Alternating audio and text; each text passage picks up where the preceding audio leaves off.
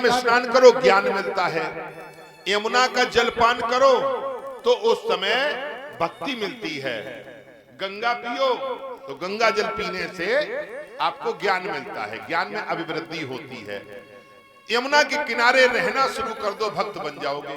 गंगा के किनारे रहना शुरू करो, ज्ञानी हो जाओगे। लेकिन ज्ञानी और भक्त में बहुत बड़ा अंतर होता है। ज्ञान भक्ति में भी अंतर है। वैसे तो रामायण में लिख दिया ज्ञान भगत में नहीं कछु भेदा, लेकिन अगर सूक्ष्म रूप से देखो तो बहुत बड़ा इसमें परिवर्तन होता है। ज्ञान जो होता है वो मस्तिष्क में रहता है। कहां पे रहता है? मस्तिष्क में। और भक्ति हृदय में रहती है।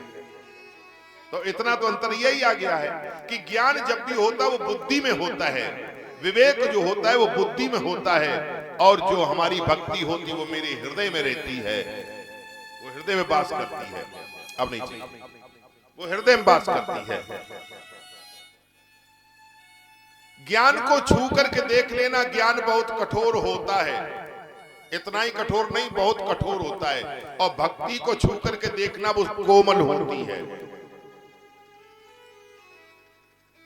ध्यान देने की बात, भक्ति जो है वो कोमल होती है। जब भक्ति को आप छू करके देखते हो तो वो सरस होती है, रसीली होती है, और ज्ञान नीरस होता है। ज्ञान और भक्ति में यदि अंतर है तो ज्ञानी और भक्त में भी अंतर होगा।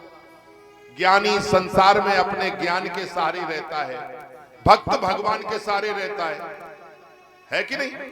ज्ञानी ज्ञान के सहारे रहे, भक्त भगवान के सहारे रहे। ज्ञानी भगवान से चाहता है। जो ज्ञानी होगा वही मांगेगा, भक्त मांगेगा। ज्ञानी भगवान से चाहता है कि हमें कुछ दो, लेकिन भक्त भगवान से नहीं चाहता, वो भगवान को ही चाहता है। बस प्रभु तुम हो मेरे तो सब कुछ है, और कुछ चाहिए ही नहीं। कभी कभी तो ऐसा कुछ हो जाता है कि मेरा मन करता है वृंदावन